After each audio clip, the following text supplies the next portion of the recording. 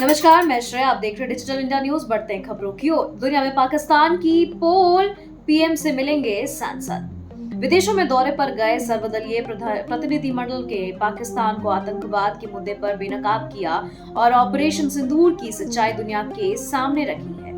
अब यह प्रतिनिधिमंडल भारत लौट रहा है और अगले सप्ताह प्रधानमंत्री नरेंद्र मोदी से दिल्ली में मुलाकात कर सकता है। इस दौरान सांसद अपने अनुभव साझा करेंगे।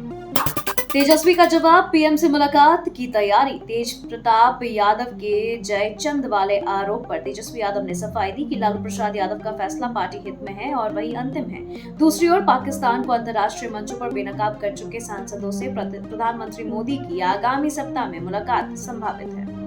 देशभक्त होना कठिन है, सलमान खुर्शीद की पीड़ा। कांग्रेस नेता सलमान खुर्शीद ने सोशल मीडिया पर देशभक्ति को लेकर उठे सवालों पर दुख जताया। वे भी उस प्रतिनिधिमंडल का हिस्सा हैं जिसने विदेशों में मोदी सरकार की कदमों की सराहना की। पार्टी के अंदर विरोध के चलते शशि थरूर के बाद अब वे भी निशाने पर हैं। कठुआ में दिखे 3 संदिग्ध आतंकी, सर्च ऑपरेशन जारी। जम्मू कश्मीर के कठुआ जिले के हीरानगर क्षेत्र में 3 संदिग्ध आतंकियों के दिखे जाने के बाद सेना और पुलिस ने बड़े पैमाने पर तलाशी अभियान शुरू किया है। स्थानीय लोगों द्वारा दी गई सूचना के आधार पर वन क्षेत्र में सघन जांच की जा रही है।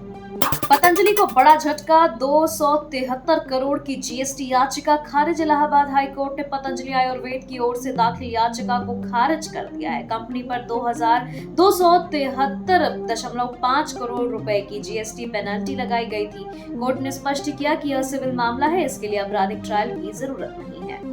हम भीख नहीं मांगते, लंदन में बीजेपी सांसद का बयान। लंदन के एक कार्यक्रम में भाजपा सांसद सामिक भट्टाचार्य ने कहा कि भारत आतंकवाद के खिलाफ दुनिया को आगाह कर रहा है, न कि किसी से एहसान मांग रहा है। उन्होंने पाकिस्तान को घेरते हुए कहा कि आज जो भारत के साथ हो रहा है, कल वह दुनिया के किसी और देश के साथ हो सकता है। मायावती की टिप्पणी पर चंद्रशेखर आजाद का पलटवार। बसपा प्रमुख मायावती ने सांसद चंद्रशेखर को बरसाती मेढक कह दिया, जिस पर चंद्रशेखर ने पलटवार करते हुए कहा कि वे बहन जी का सम्मान करते हैं, लेकिन यह समझना होगा कि उन्होंने ऐसी बात किस मजबूरी में कही। यूपी के दलित राजनीति में यह बयानबाजी एक नया मोड़ पर है। मदरसों पर कार्रवाई को धार्मिक आजादी पर हमला बताया। जमीयत उम्माए हिंद के अध्यक्ष मौलाना अरशद मदनी ने यूपी सरकार पर आरोप लगाया है कि मदरसों के खिलाफ की जा रही कार्रवाई मुसलमानों की धार्मिक आजादी पर हमला है। आजमगढ़ में आयोजित सम्मेलन में उन्होंने कहा कि जिनके कागजात ठीक नहीं है उन्हें सुधारा जाए, लेकिन बेवजह कार्रवाई ना हो। नई डीजीपी बोले, अपराधियों पर कहर बनकर टूटेगा एआई। उत्तर प्रदेश के नए डीजीपी राजीव कृष्ण ने कार्यभार संभालते ही 7 प्राथमिकताएं गिनाई हैं। उन्होंने कहा कि एआई और आधुनिक तकनीक के जरिए संगठित अपराध पर सख्ती से निपटा जाएगा। उन्होंने योगी सरकार की कानून व्यवस्था की नीति को मजबूती से आगे बढ़ाने की बात कही है। एक मंच पर फिर देखे शरद और अजीत पवार, विलय की अटकलें तेज। महाराष्ट्र में एनसीपी के दोनों धरे शरद पवार और अजीत पवार पुणे में एक सेमिनार के मंच पर साथ दिखे हैं।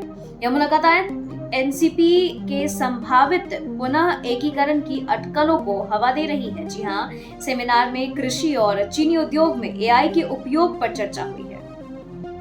खबरों के सिलसिलों में फिलहाल इतना ही। बने रहे डिजिटल इंडिया न्यूज के साथ। नमस्कार।